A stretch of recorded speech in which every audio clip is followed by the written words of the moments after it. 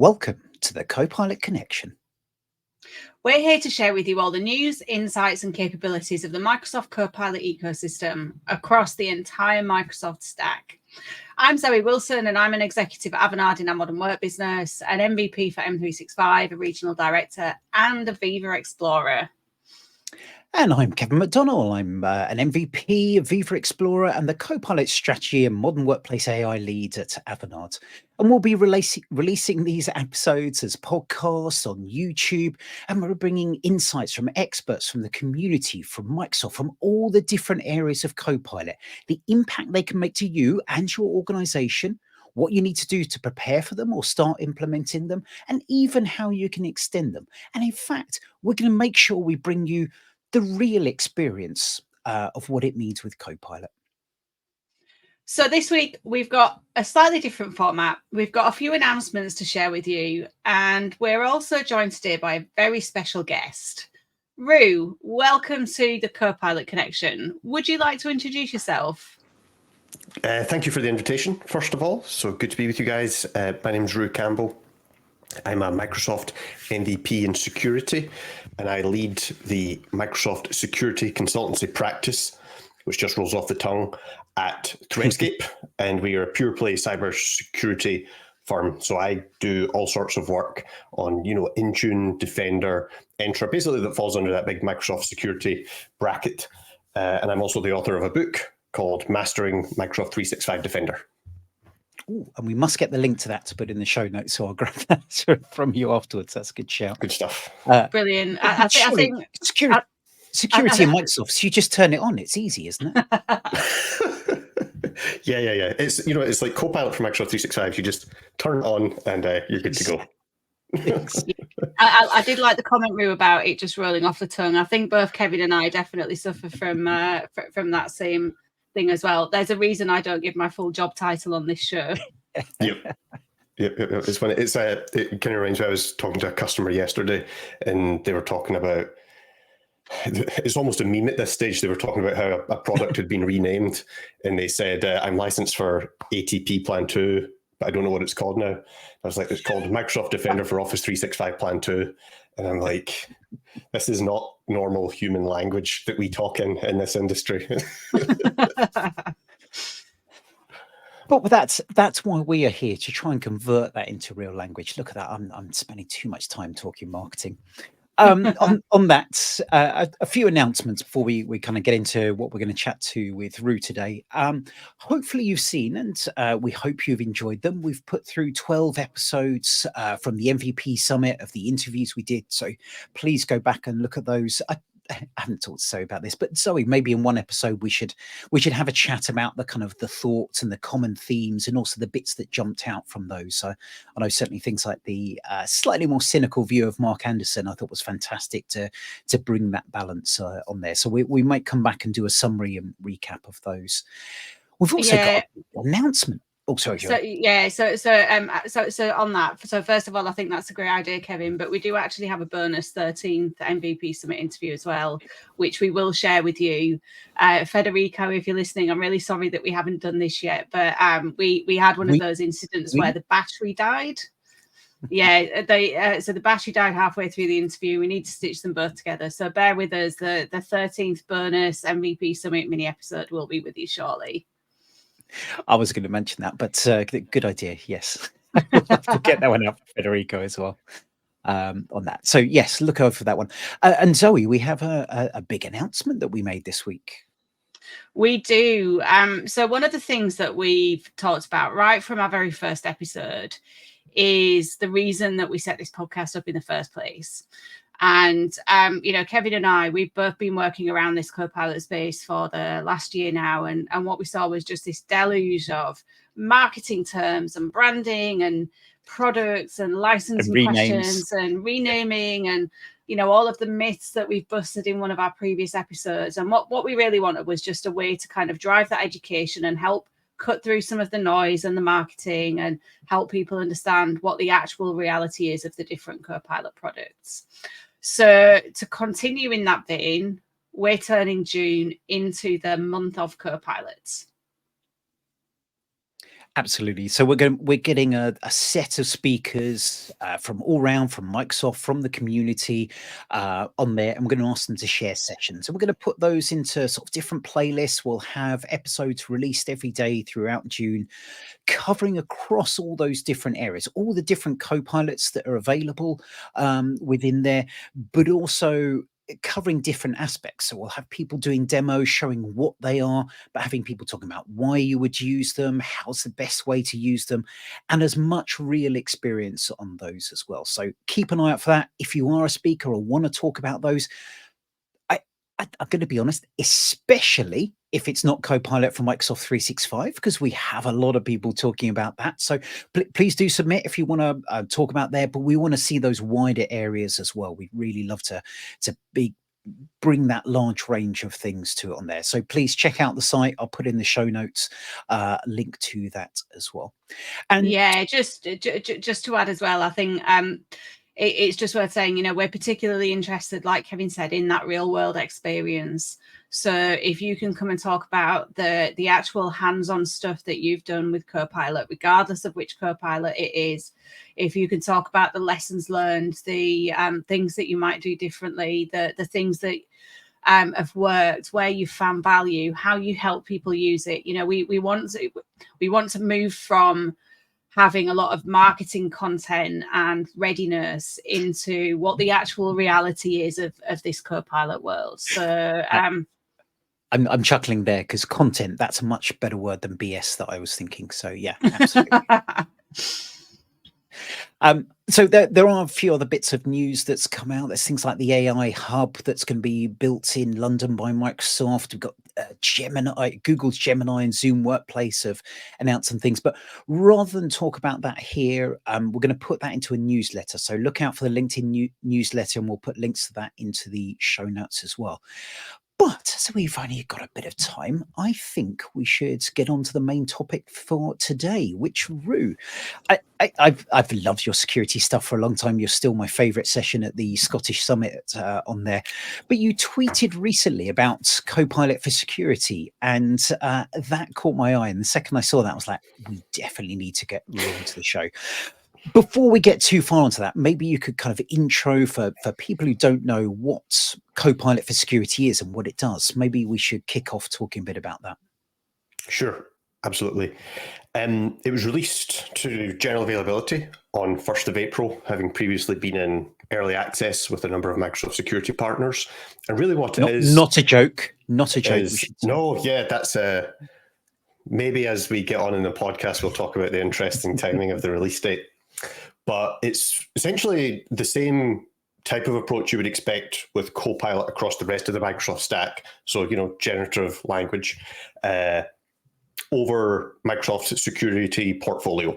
So you experience Copilot for security really in two different ways. Number one is what's called the standalone experience, where you go to securitycopilot.microsoft.com, and it's just a single web page that's prompts. Prompt, response, prompt, response. The kind of folks that is, you know, this is going to be quite intuitive to folks that have used any type of Microsoft chat, things like that. The other type of way you would experience Copilot for security is what's called the embedded experience, which is where if I go to any of the other portals like security.microsoft.com, entra.microsoft.com, or Intune, or compliance.microsoft.com, really just embedded on the right-hand side of the screen is that little kind of dialog window. And it can do things such as summarize security incidents. So for example, if you've got Defender for Endpoint, Defender for Office 365, et cetera, if those generate an incident, when you go to that incident now, it will quite well actually summarize in nice natural language to say, hey, based on all the data that's produced this incident, here's a few paragraphs to explain what has happened and what you might want to do about it. And in my experiment so far with it, that's really the main use case is incident response. So for example, if you think about security as either being left of bang or right of bang, where the bang is your actual point of breach or compromise, for that right of bang, it's very good. Yeah, I use that quite a lot. It's very useful. That's from the NIST cybersecurity framework. So that's what Security Copilot intends to do. And what I've been experimenting with since the 1st of April is really kind of putting it through its paces to see has the marketing caught up with the reality or vice versa to figure out, how good is this thing? So just quickly before we get onto that, which I think will be the fun bit of the show, I think some of the elements, I loved what you talked about, sort of summarizing the incident. And I think there's that power to be able to summarize that to other people. When you're there going through an issue that's happening, one of the important things is communicating out, and Copilot brings you that kind of ease of putting natural language. You can kind of churn out, something's going horribly wrong and we've got a problem, and turn that into a slightly more managerial speak that you could send out to other people, which is particularly useful on there. And I think it's meant to help you. It's interesting you talk about the write of Bang. It's intended to be able to look at logs and things that have happened that may indicate something that is happening as well. And I suspect we'll come on to that in a sec, but there's that element too. I think one other thing, and something dear to my heart, extensibility. You can extend it into other platforms as well, so you can bring in your kind of other security tools that it allows you to bring into that element of it as well. Correct, yes. So it supports plugins which vendors can develop. So for example, if I'm a third-party security developer, Tanium is one that comes to mind. If I have a solution, I can integrate it with Copilot as well. So as part of my prompts, I could say, okay, well, here's this information. Now query third-party data source as well. And really one of the other ways that it's become kind of extensible and customizable rather than just being like a chat engine is this thing that are called prompt books, which may be, let's say, an incident happens. I'll make it really simple. Let's say user involved in some kind of suspicious sign-in.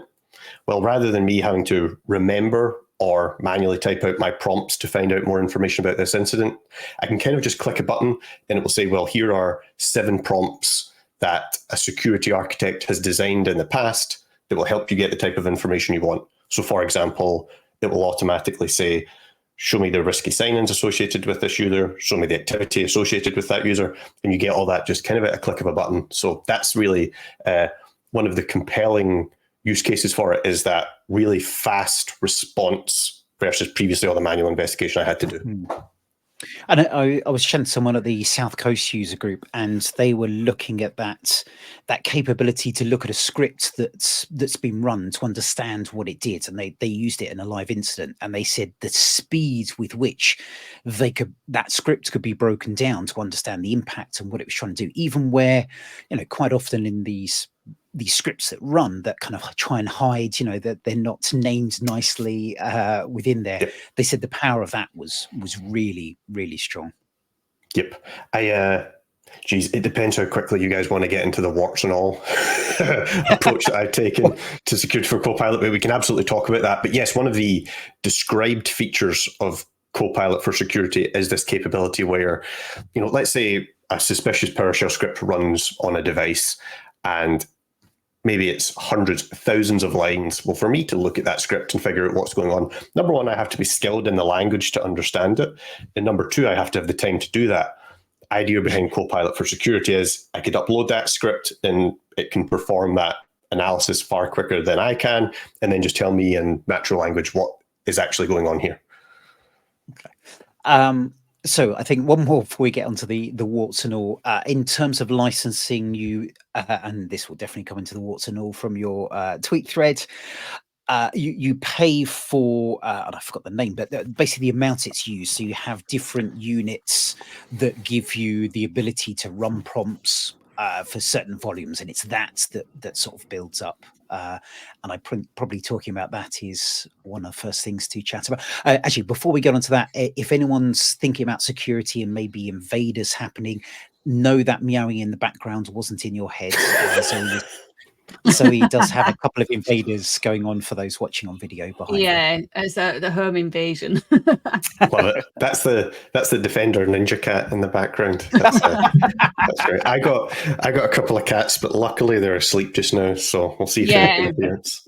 They normally sleep at this time, but my other half's he's actually just gone to do a security exam. So I opened the door and all of the cats have decided that now is the best time to come and get involved in my life.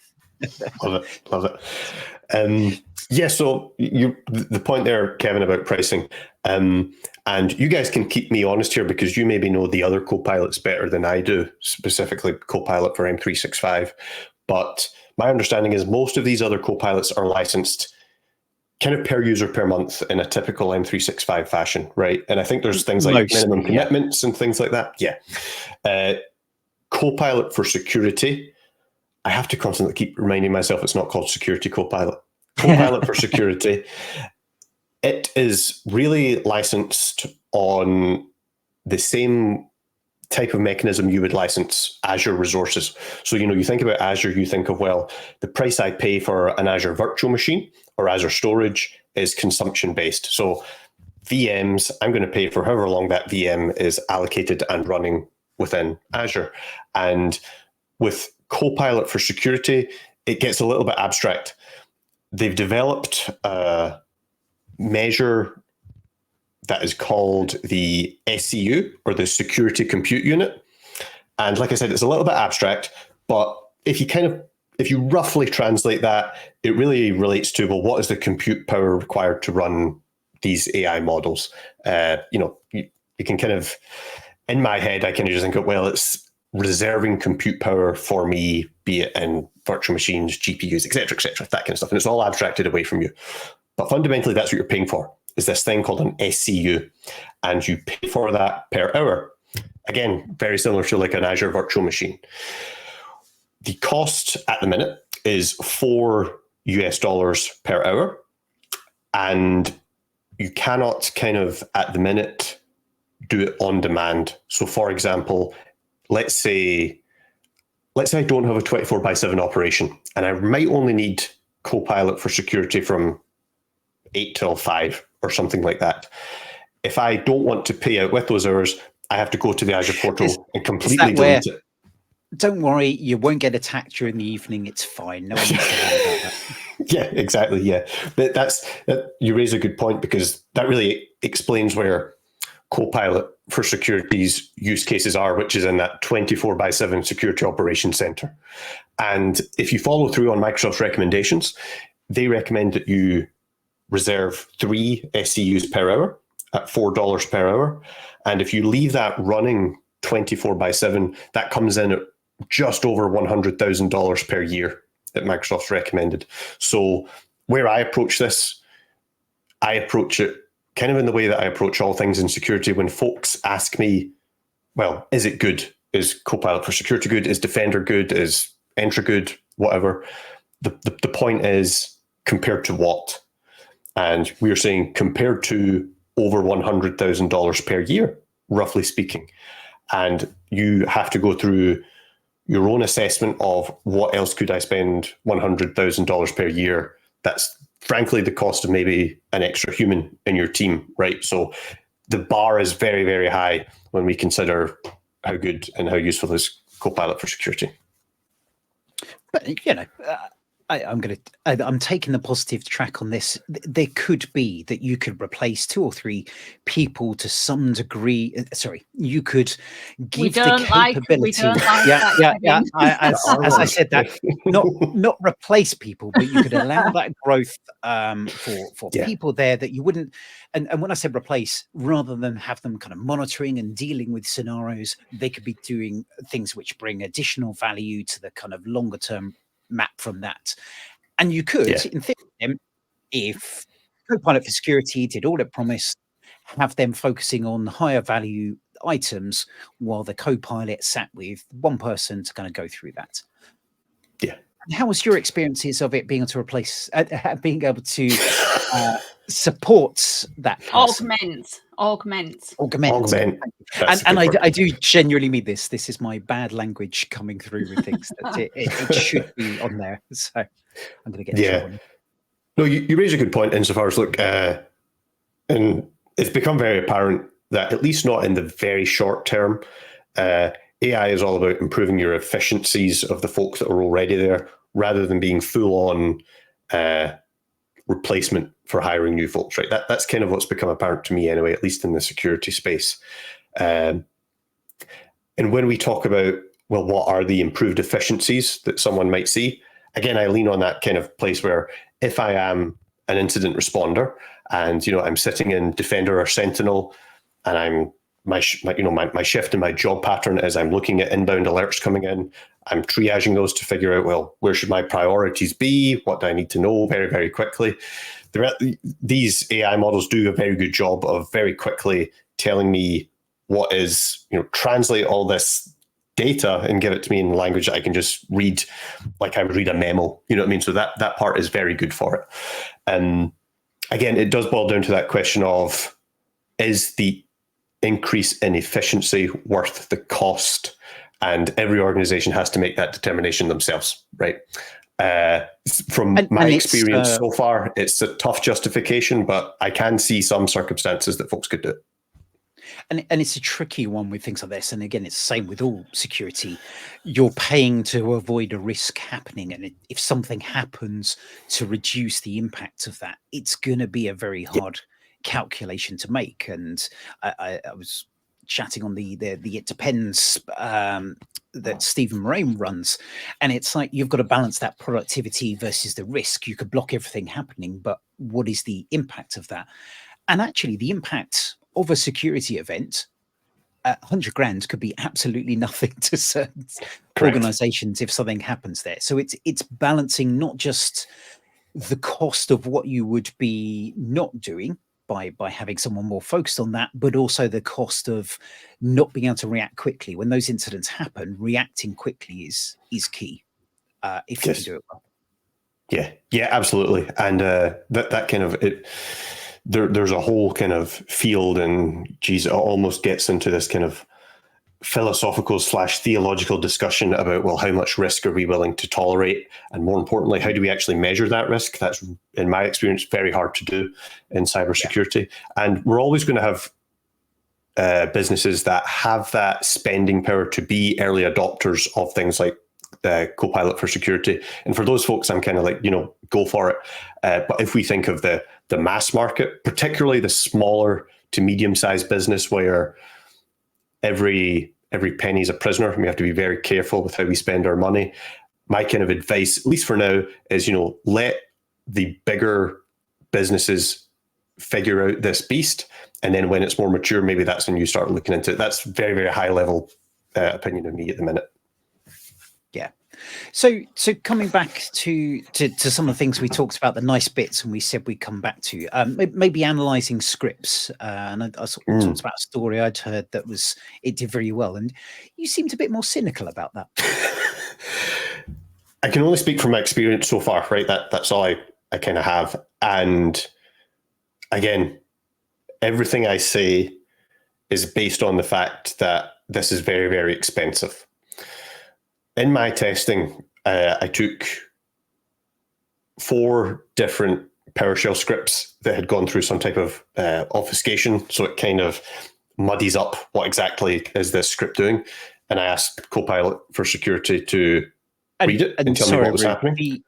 These were scripts that you'd seen happen in a security incident, or what sort of, or ones you wrote? Great. So these aren't ones I wrote. These are ones that are kind of available for testing and things like that. So if I give you an example, Defender antivirus can block scripts running that are obfuscated. I took some of the examples I use when I'm testing that and I threw them into Copilot and I said, hey, assess these scripts and tell me what's going on here. And regretfully, in my testing, it simply couldn't do it. It spun away and it spun away, and then it would eventually error out. Now, where things got very interesting was if I copy and pasted that script into Copilot, the Microsoft Copilot, previously called Bing Enterprise Chat, it could do it. So, like I said, I can only speak from my experience, but that was not the best first impression. And that's why I want to check whether those scripts. So these are fairly standard ones that are out there. So that's a little surprising. Yeah. Interesting. Yeah, correct. And I guess the point is, even if it wasn't standard, if at the end of the day, the bar for security is so high, and to your point earlier, the time to respond is so critical that, what would you say? I shouldn't really have to just test this with standard scripts. I should be able to throw this thing very demanding tasks and get good results. Yeah, interesting. And so other areas, because I think you talked about in your thread also the cost, and I there's going to be a lot of people who want to try this out, not necessarily kind of run it, especially as you mentioned, those smaller orgs who want to turn it on for 5-10 minutes, give it a go. And I think that was interesting and didn't necessarily reflect what you'd expect there as well. Yeah, I mean, look, the one of the really good bits of news is because it is billed as an Azure resource at the starting point being $4 per hour for one secure computer unit. If you want to kick the tires on this thing, give it a spin in your own environment, that really lowers the cost for entry, right? You know, for just a few bucks, you can play with this thing for a few hours, see how it goes. But again, my experience is you very quickly run into the limitations of that one secure unit per hour. So I did a thread on Twitter, and I maybe ran somewhere in the region of 10 to 15, maybe at most 20 different prompts, all within the space of 1 hour. And you can look in the dedicated portal at your usage. So it'll say, hey, you've used X number of secure compute units this hour. And it actually lets you go over your allocation before it throttles you. And in that timescale, just looking at the numbers now, I had used rounding up to 16 secure units per hour for roughly 15 to 20 prompts. That's going to cost me $64 in that hour. And if you assume that same demand 24/7 in a security operations center, that would cost $48,000 per month. So at that scale, if you are demanding a lot from this thing because of the consumption-based model, you just have to be very conscious of price. And again, it goes back to the point where you have to make that determination with your own team as to, I've got a finite budget, where's the best place for me to spend this? Yeah. And I think it's fair to say that when you're trialing things out, there's a very different pattern of usage than you would see in the kind of a real environment from there as well. So it's kind of looking at those different elements that come through from that needs to be considered. So Yep. Sorry, I sound like the Microsoft fanboy that's apologizing for them, but I think it's true. I've seen this where I've done this from experience. Cosmos DB is a great example where I first started using that, going, "Oh, we can't pay this much," but then actually the real usage that levels out over time it works better within there. Yeah. So it's certainly something worth considering, and I love your kind of analytics of these things, but this may be different over time as well. So don't let it 100% put people off. I mean, at the end of the day, we're recording this, and the 1st of April, it really wasn't that long ago, right? We were in the very, very early stages of this thing. And I already know, based on, it was on the Microsoft Security Insights podcast, which Rod Trent at Microsoft hosts, and he's already said that, they are looking at not the cost as such, but the ability to kind of provision things on demand, clarifying some of the minimum costing and things like that. So one of the, and really this is kind of where I try to, at least in my own little way, is keep Microsoft honest. I think that's one of the key things we have to do as MVPs is, if we see problems, we need to highlight them.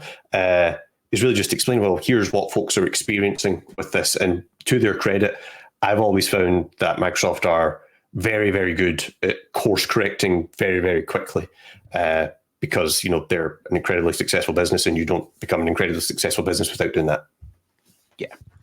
And I noticed that I'm just having a look through your thread and reminding myself some of the things I liked that was intriguing was one of the benefits of Copilot is being able to have a natural language, being able to interrogate that data, as you said, and you kind of got mixed results from some of that. Some worked really well, some not quite so well. And I think you talked about the KQL generative, which is the query language for querying those logs, wasn't amazing at times on there. But I think if I go back to Copilot for Microsoft 365, and I know, Zoe, you were one of the very early ones there, the prompts that happen initially there versus what you do now is very different. And those prompts, as they evolve, I think will be tailored better towards things that work, and people will find the things that work and share those and gear towards that.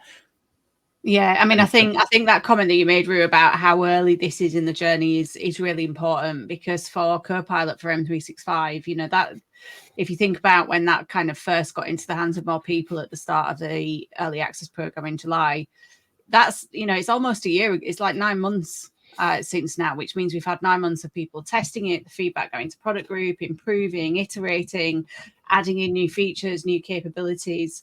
And even though from a marketing perspective, Microsoft have been talking about all of the Copilots for quite a long time now, in terms of what's actually been in the hands of people from a product perspective, for a lot of the Copilots, it's really early days.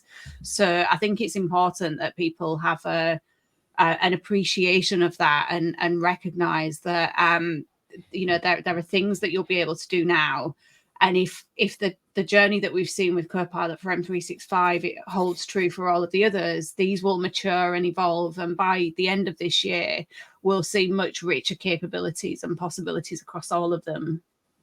Yep, 100%. And it's one of those things where I don't use Copilot for Microsoft 365 day to day, but purely anecdotally, I've got customers who I maybe spoke to them maybe a few months ago when they kind of downsized the requirements for it, and they'd play about with it, and they were like, okay, first impressions is it's fine, but it's not great.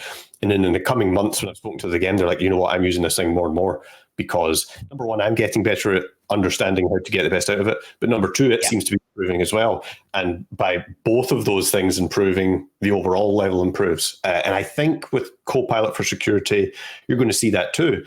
The service will improve, its ability to interpret your prompts and get you the data you want will improve, but you'll become better at understanding how to prompt it to get what you want. And over time, those two things will kind of converge to improve the experience. Yeah, and then the third thing that will weave into that is that extensibility as well. So as people build more connectors, as people find new ways to extend and integrate these Copilots into our business processes and other systems, we'll start to see that kind of up-leveling, that value that people find from it. Yeah. And Ru, just looking from your screenshots, one of the things I love about Copilot for Microsoft 365 and quite a few of the other ones is you have that kind of thumbs up and thumbs down to kind of feedback. Yes. Is that not existing Copilot for security, or have that just been trimmed off?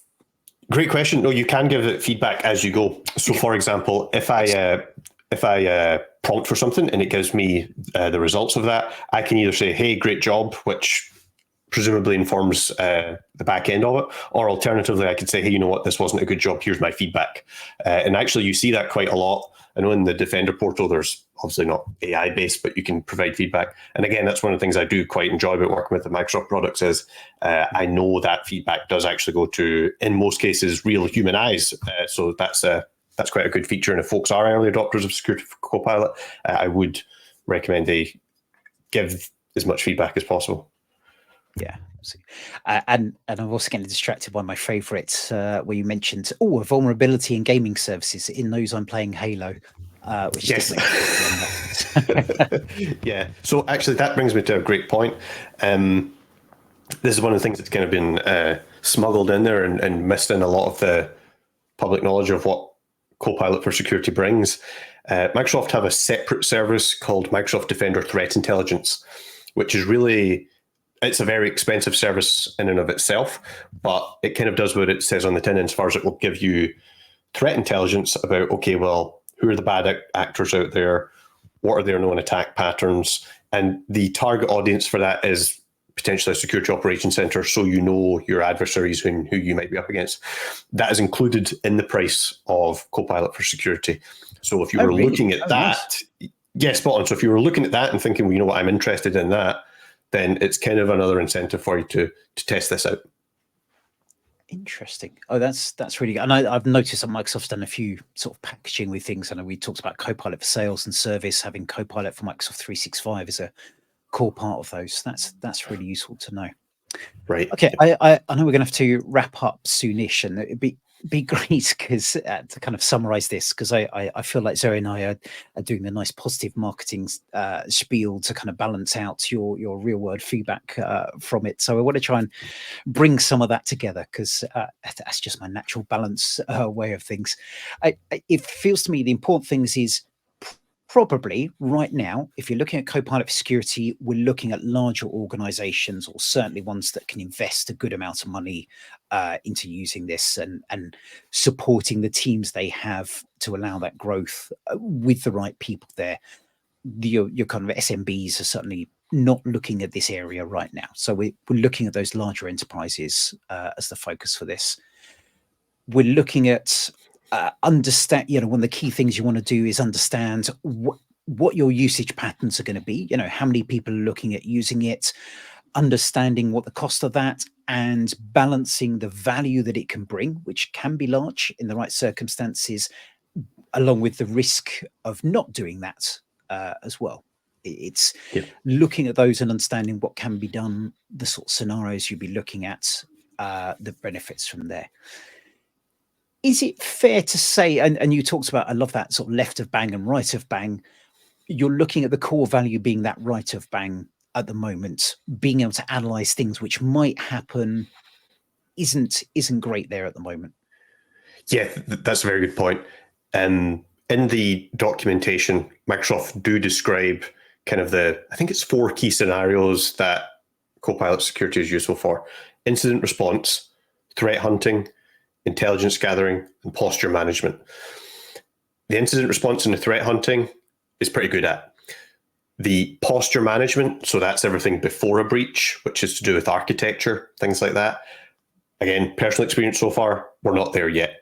So for example, I asked Copilot for security to say, tell me all the users who have a security key registered. And it just kind of said, no, sorry, not for me. And I'm like, okay, cool. So we're not there yet. But the point is, if you're looking at this from a security architecture point of view to find your gaps, potentially not as useful. I think that where the real value will be is when it can get there. Because if I'm a security architect, looking at exclusions, looking at groups, I mean, you folks will have been in some of the biggest Microsoft 365 tenants in the world in your consultancy time, and these can get very messy very, very quickly.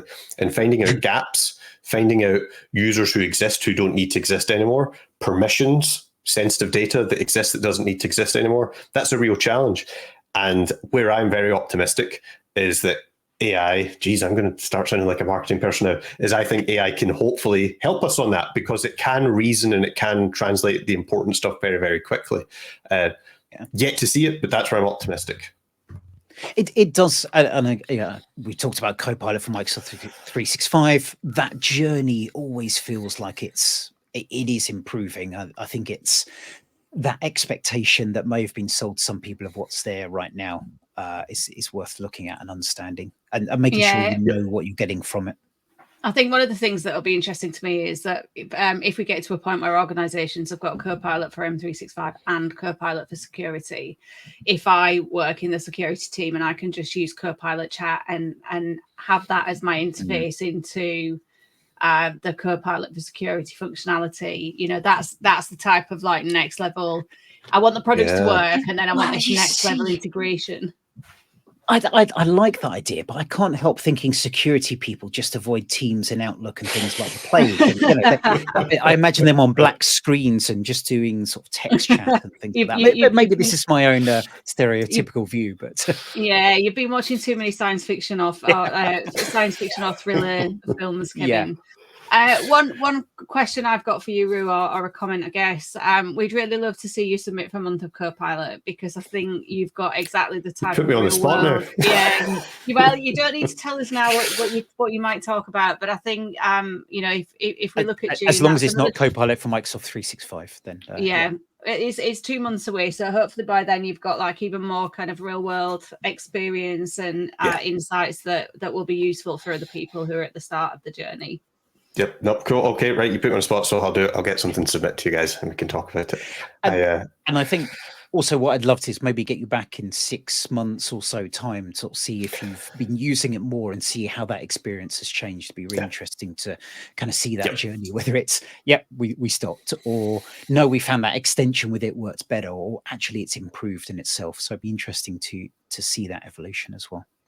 100%. I'd love to come back and talk about it as it grows, because the reality is it's not going anywhere, and therefore, I'm not going to ignore it. I'll keep dipping in and out and finding use cases. And I guess, look, we got to wrap up. But if I'm thinking of kind of my own conclusions to this, and I'm going to articulate this much clearer in a blog I got coming out soon, which I'm co-authoring with other MVPs who have other and better feedback from it, so that it's kind of more general feedback. The main thing, and my advice to customers so far, and what I'm leaving on, and where I think it'd be very useful to review maybe in 6 months' time, is all about it's the cost efficiency question. Insofar as we only have so much spending power as defenders, and we have to be very selective about where we put our time and our budget. And for me, it's a question of, well, for every buck and every minute that I spend in Copilot for security, could that be better spent somewhere else? And that's where I'm currently wrestling with at the minute, and I'll get my conclusions out there at some point, and it'll be good to review that again in 6 months.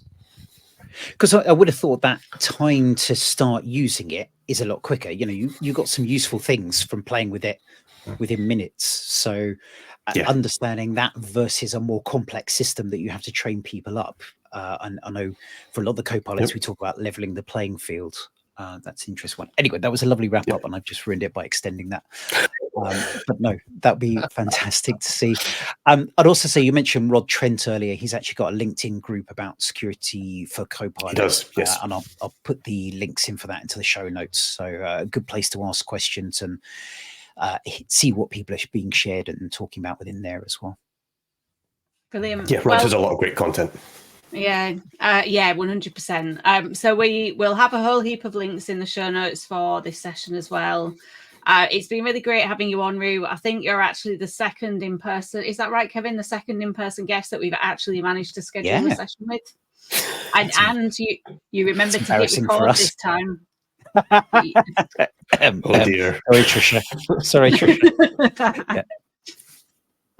Brilliant. Well, thanks so much, Ru. It's been an absolute pleasure. This was a really great discussion, and for me, I feel like I've learned a huge amount about Copilot in the security space. We've got lots of big things planned for future episodes. We'll have more experts joining us. We will get better at actually scheduling people, as well as grabbing those in-person interviews. And we really hope that there's lots of you out there who have been getting hands-on with Copilot, who are going to fill in that call for speakers for Month of Copilot. Absolutely. And if you do want to hear more, please let us know which areas of Copilot you'd love us to hear on, who you'd like to hear from.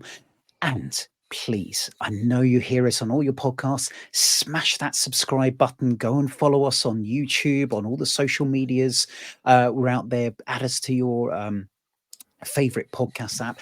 Add your friends to, add your clients to, add your family. We're here to kind of share the knowledge to everyone, and Copilot will affect everyone from there. So please encourage as many people as possible to. Otherwise, thank you very much. Oh, and if you fancy writing a review, that would be even better, because apparently that helps, and I keep forgetting to mention that. So add a review in your favorite apps as well. But otherwise, thank you so much for joining us, Ru, and we'll be back in a couple of weeks. Thanks, everyone. Cheers, guys. Bye. Bye.